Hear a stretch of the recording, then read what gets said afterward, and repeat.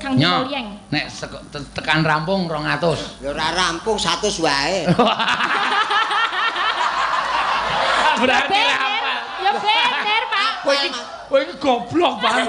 Dikai rezeki akeh kok emoh. Lho. Nah, kula niku jujur. Niki nggih pasukan kurang 100 kok. Berarti men butuh 100. 100. Ah tekan apa iki engko 100? Lah sak tekane kok. Ayo omong nek sak tekane nek sak kalimat wae iso wae aku. Lho, ora tekan nek wis puas. Ayo mulai saru kowe. Kowe dagelan ora entuk saru lho kowe. Kula niku mboten tahu saru. Lah kok muni nganggo puas barang? Berarti jenengan le saru. Lah kok muni puas?